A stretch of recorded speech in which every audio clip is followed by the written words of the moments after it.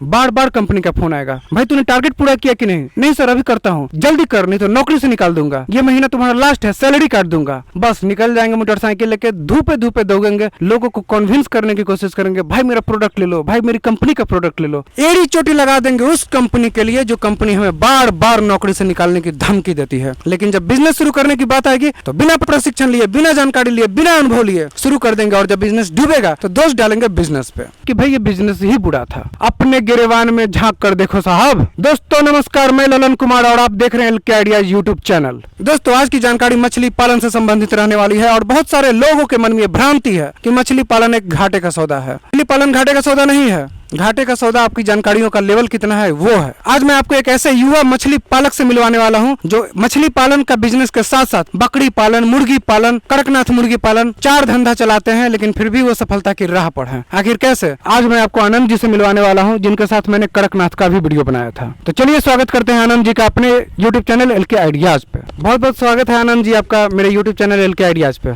जी बहुत बहुत धन्यवाद आपका ललन जी और सभी दर्शकों का भी। सर एक बार एड्रेस फिर से आप बता दें, क्योंकि पिछले वीडियो में आप बताया था, लेकिन जो नए दर्शक होंगे वो एड्रेस जान जाए। देखिए मेरा यहाँ पटना में परसा बाजार के समीप छतना गांव है, जहाँ पे मैं अपना ये मछली पालन कर रहा हूँ। सर आप कितने दिन से ये मछली पालन में लगे हुए हैं? मछली पालन लगभग मुझे आज 2 साल से ऊपर हो गया है इस कारोबार को करते हुए। आपका ये सर तालाब कितने एरिया में बना हुआ है? मेरा ये तालाब है, ये टोटल एरिया इसका 1 एकड़ में बना हुआ है, 32 कट्ठा। जी, जिसमें कि मैंने इसको 3 पार्ट में मतलब 3 पॉन्ड बनाया मैंने उसमें, और उसमें मैं फिश फार्मिंग करता हूँ। आपने 3 पॉन्ड 3 भागों में क्यों बांटा है, इसकी जानकारी तो कुछ देर के बाद लेंगे। सबसे पहले आप ये बताइए कि आप बकरी पालन भी करते हैं, मुर्गी पालन भी करते हैं, कड़कनाथ मुर्गी भी पालते हैं, मछली भी पालते हैं, तो आपको परेशानी नहीं होती है करने में? कोई लोग एक ही चीज़ नहीं संभाल पाते हैं, तो आप कैसे मैनेज कर रहे हैं ये चारों चीज़ों को?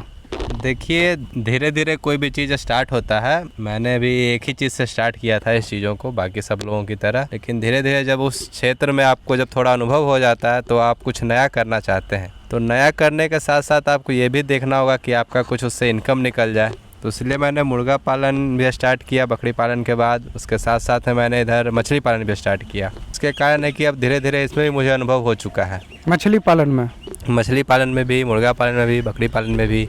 तो एक समेकित करके इसको पालन करने से एक बेनिफिट ये हुआ कि आपको इनकम का कभी दिक्कत नहीं होता है। आपके पास हमेशा किसी न किसी व्यवसाय से आपके पास इनकम आते रहता है, तो आपको भी मन लगा रहता है और इसमें कुछ ना कुछ आप नया करते रहते हैं। सर आप मछली पालन का प्रशिक्षण लिए थे कि शुरू कर दिए अपने मन से? मछली पालन में मुझे प्रशिक्षण लेने की आवश्यकता नहीं पड़ी थी, लेकिन मैंने विशेषज्ञों को यहाँ पे अपने यहाँ बुला करके उनसे कुछ राय परामर्श जरूर किया था। जो लोग भी नया स्टार्ट करना चाहते हैं एक बार ज़रूर अपने यहाँ किसी विशेषज्ञ से राय ज़रूर लें कि इसको करना किस तरह से है, वो आपको सटीक जानकारी दे पाएँ तो ज़्यादा बेहतर रहेगा, आप भी इसमें सक्सेसफुल हो पाइएगा। आपका सर ये जो ज़मीन है 1 एकड़, इसको खुनवाने के लिए आपको कितना पैसा लगा? देखिए डिपेंड करता है हर जगह, बहुत जगह है कि सबका अलग अलग कॉस्टिंग है। मेरा तो अभी 1 एकड़ का खुदवाने में लगभग 2 लाख रुपए का कॉस्टिंग आया था।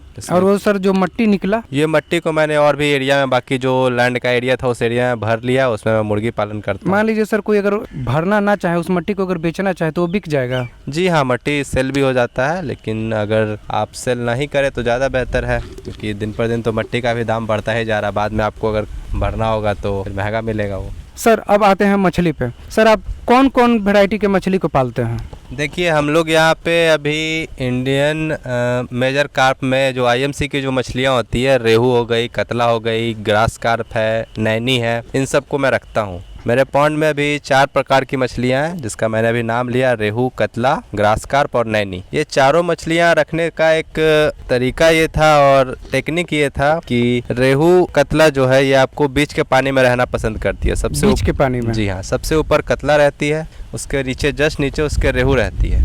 साइड में आपको ग्रास कार्प रहती है जो कि आप घास वगैरह भी वो खाती है, तो उसके लिए आप जो पॉन्ड के नज़दीक में आपका जो घास उगेगा उसको वो ग्रास कार्प इस्तेमाल कर लेती है, इसीलिए शायद उसका नाम भी ग्रास कार्प है। जी हाँ, इसलिए उसका नाम भी ग्रास कार्प है और इसीलिए उसको लोग रखते भी हैं। तो वो तीसरी मछली हो गई। और सबसे लास्ट में है नैनी। नैनी जो है ये आपको एकदम ज़मीन के पास सटी रहती है। इसमें इसको रखने का तर्क यही था कि जैसे आप इसमें खाना देते हैं, आप इसको खाने के लिए तो जो खाना ऊपर से रेहू कतला खा लिया, लेकिन जो भी फिर भी खाना कुछ कुछ बच जाता है जो डिजॉल्व होकर नीचे जाता है, तो वो खाना वेस्ट ना हो करके वो खाना को नैनी खा लिया, जिसके कारण कि आपका मार्जिन भी बना रहा और आपका फूड भी वेस्ट नहीं हुआ। तो इस टेक्निक को ध्यान में देते हुए हम लोग इस काम को करते हैं। वैसे जो आप ये 4 वैरायटी बोले मछलियों के, इसमें से सबसे ज़्यादा लाभ आपको किससे मिलता है? लाभ सबसे इक्वल ही मिलता है लगभग, लेकिन ग्रोथ वाइज देखिए तो आप कतला का अच्छा ग्रोथ है। रेहू कतला की बात कर रहा हूँ तो रेहू कतला से थोड़ा सा कम बढ़ता है। ग्रास कार्प का ज़्यादा ग्रोथ है, लेकिन नैनी थोड़ा कम बढ़ता है। लेकिन धीरे धीरे ये चीज़ को क्या करता है कि आपको टैकल करके चलाता है, जिसके कारण है कि आपका खाना वेस्टेज नहीं होता है। तो जिस नहीं खाना में आप रेहू कतला को खिला रहे हो, उसका बचा हुआ खाना कुछ नैनी खा लिया, कुछ ग्रास कार्प खा लिया, तो आपका ये भी बड़ा होकर के आपको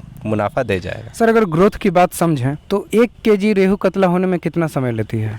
देखिए, मछली पालन में आपको अगर स्टार्टिंग बहुत छोटा साइज के जीरा से स्टार्ट कीजिएगा तो आपको लगभग 23 महीने का टाइम लगेगा। 23 महीना मतलब कि लगभग 2 साल। लेकिन लोग इसमें क्या करते हैं, ईयरलिंग मछलियाँ डालते हैं, फिंगरलिंग साइज की रहती है, उसको डालिए आप, जो कि आपको 1 साल में तैयार हो जाएगा 11 महीने में। इसमें आपको शुरू का 1 साल जो है वो भी निकल जाता है, क्योंकि उसमें मछलियाँ बहुत धीरे बढ़ती है। और बाकी के 11 महीना में आपको, अगर आप लगभग 30 से 50 ग्राम के बीच की मछलियाँ डालते हैं तो वो आपको 1 साल में 1 किलो के आसपास पहुंच जाएगी। और कितना खर्चा होगा आप खिलाने में? बहुत ज़्यादा कॉस्टिंग नहीं आता है। खर्चा से पहले ये समझ लें कि कितने मछलियों पे कितना खर्चा। मान लीजिए जैसे आप 1 एकड़ किए हुए हैं, तो इस 1 एकड़ में कितना मछली आप डाल सकते हैं? देखिए ललन जी, आप बहुत अच्छा सवाल पूछे हैं। जो लोग अभी नए हैं इस काम में, वो लो डेंसिटी पे काम करें तो अगर 1 एकड़ का उनके पास जगह है तो उसमें वो 2.5 से 3 हज़ार मछलियाँ ही डाल सकते हैं IMC की। थोड़ा सा डेंसिटी को क्लियर कीजिए। लो डेंसिटी और हाई डेंसिटी में क्या अंतर है और क्या महत्व है? देखिए, लो डेंसिटी में है कि आप नॉर्मल आप स्टार्ट कर सकते हैं, जैसे ही लोग तालाब स्टार्ट करते हैं तो लो डेंसिटी में ही स्टार्टिंग में पालन करें, क्योंकि हाई डेंसिटी में आपका थोड़ा बहुत इन्वेस्टमेंट बढ़ जाता है। ठीक है, रिटर्न आएगा, लेकिन साथ साथ में इन्वेस्टमेंट स्टार्टिंग के पीरियड में आप कर लेने में थोड़ा बहुत रिस्क रहता है। जो लोग करना चाहते हैं वो पहले लो डेंसिटी से स्टार्ट करें 1-2 साल। मैंने भी यही प्रोसेस को अपनाया था। शुरू का 2 साल मैंने इसमें लो डेंसिटी पे काम किया हूँ, इसके कारण कि 2.5 से 3 हज़ार मछलियाँ डालता था मैं। 2.5 से 3 हज़ार जी। उसमें आपको साल भर में आपको रिटर्न दे देता था, उसको फिर से आप उसी में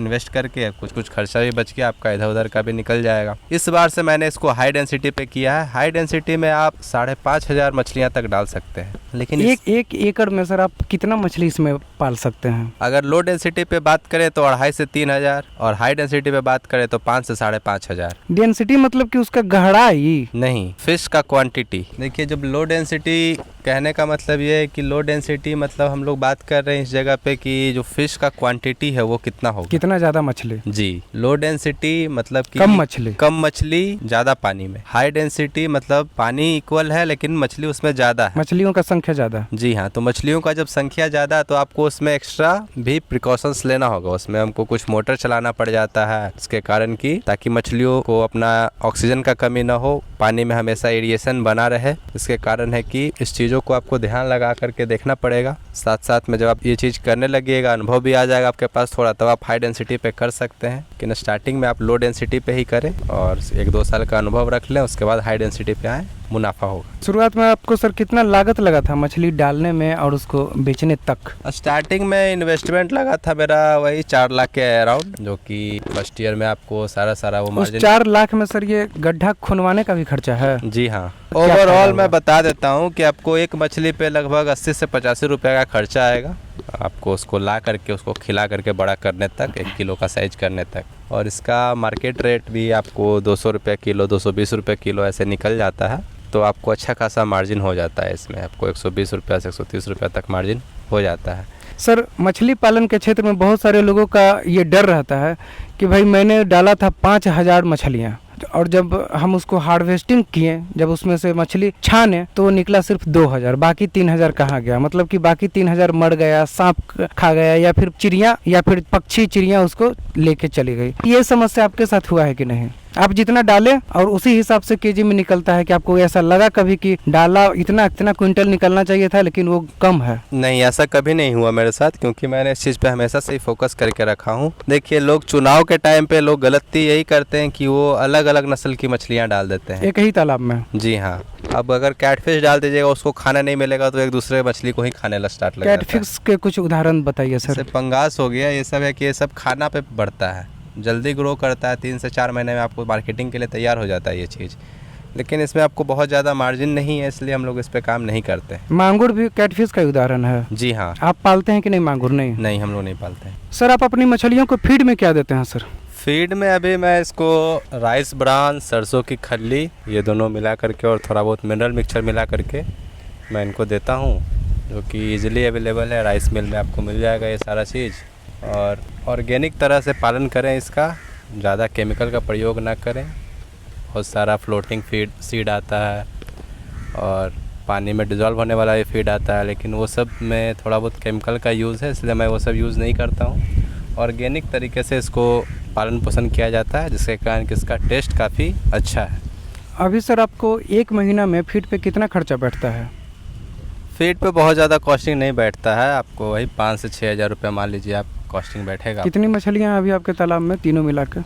5,500 है। 5,500। सर इनको फीड देने का क्या शेड्यूल रहता है आपका? सुबह देते हैं और शाम को देते हैं। देख लेते हैं कि अगर सुबह में दिए शाम तक वो अगर वो खा लेती है सारा चीज़, तो फिर से रिपीट कर देते हैं। और हफ्ते में 1 दिन हम गैप ले लेते हैं इसके फीड में, इसके कारण है कि मछलियाँ थोड़ा सा एक्टिव हो जाए। गैप नहीं समझ पा रहे हैं मतलब? जैसे हफ्ता में 7 दिन होता है तो हम इसको 6 दिन ही खाना देते हैं, 1 दिन गैप कर देते हैं। 1 दिन देते ही नहीं है? नहीं, 1 दिन नहीं देते। उससे क्या फ़ायदा? फ़ायदा यही होता है कि थोड़ा भूखी रह जाती है मछलियाँ 1 दिन, तो अगले दिन जब उसको खाना मिलता है तो थोड़ा ज़्यादा तेज़ी से खाती है वो। ग्रोथ में अंतर होता है क्या? हाँ, थोड़ा बहुत ग्रोथ में अंतर होता है, और साथ साथ में आप थोड़ा भूखा रखिएगा मछली को तो वो खाना पे ज़्यादा ध्यान देगी, उसका रुचि बढ़ा रहेगा, खाना के प्रति एग्रेसिव रहेगी। जी, खाना के प्रति एग्रेसिव रहेगी तो उसका हेल्थ भी आपको अच्छा मिल जाएगा।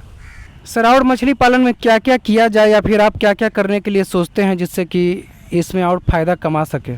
देखिए, जिनके पास जगह है, थोड़ा बहुत तालाब है, तो साइड में आप एक छोटा रूम बना करके इसमें बत्तख पालन भी कर सकते हैं। बत्तख पाल लीजिए, कुछ हंस पाल लीजिए। इससे क्या होता है, ये सब जब पानी में ये सब जब उतर के तैरती हैं तो इसमें एडिएशन क्रिएट होता है, इसके कारण मछलियों को ऑक्सीजन का कमी नहीं होती।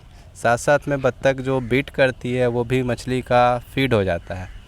तो आप उस सिस्टम से चलिएगा तो आपको डक फार्मिंग भी आपको बेनिफिशियल रहेगा फिश फार्मिंग के साथ साथ में। और नहीं तो जिनके पास इनका थोड़ा सा दिक्कत है डक रखने का या फिर, तो वो मोटर लगा सकते हैं, जिससे कि तालाब का पानी ही खींच करके तालाब में वापस छोड़ा जाता है। इससे एरिएशन क्रिएट किया जाता है ताकि मछलियों को ऑक्सीजन की कमी ना हो। इन्हीं सब चीज़ों पे लोग ध्यान देकर काम कर सकते हैं। सर जो नए युवा इस वीडियो को देख रहे होंगे और उनके भी मन में इस मछली पालन के प्रति रुचि जागे और वो इससे करना चाहें, तो उनको कुछ आप सलाह दे दें। देखिए, जो लोग इस काम को करना चाह रहे हैं वो उन सभी से मेरा यही निवेदन है और यही मैं आशा करता हूं कि आप एक बार अपने प्लॉट पे एक किसी विशेषज्ञ को बुला करके ज़रूर जांच करवा लें, ताकि वो आपको इसके बारे में जो भी कमी रहेगी आपके प्लॉट पे वो आपको निरीक्षण करके वो बता देंगे। साथ साथ में वो आपको इसके लिए गाइड भी कर देंगे। बाकी जहाँ तक हो पाए, कोई भी तरह का दिक्कत हो तो आप संपर्क कर सकते हैं हमारे पास आकर के। यहाँ मैं आपको इसके बारे में गाइड कर दूंगा, कैसे कैसे रख रखाव होना है, कैसे क्या होगा, कैसे पानी का ट्रीटमेंट किया जाता है, वो सारा चीज़ मैं आपको बताऊंगा यहाँ पे। सर आप मछली का जीरा भी उपलब्ध करवा देंगे? अगर ज़्यादा क्वांटिटी में रहेगा तो करवा देंगे, क्योंकि कम क्वांटिटी में कोई देता नहीं है जल्दी, और जो हम लोग भी रखते हैं तो उसको अपने लिए ही रखते हैं। बहुत बहुत धन्यवाद सर आपका, जो आपने मछली पालन के संबंध में इतनी अच्छी जानकारी हमें दी। जी, बहुत बहुत धन्यवाद आपका भी और सभी दर्शकों का भी। दोस्तों अगर जानकारी अच्छी लगी है तो वीडियो को लाइक शेयर एंड सब्सक्राइब करना ना भूलें। मिलता हूं अगली वीडियो में कुछ अच्छी और सच्ची और खास जानकारी लेकर। तब तक अपना और अपने माता पिता का ख्याल रखें। जय हिंद।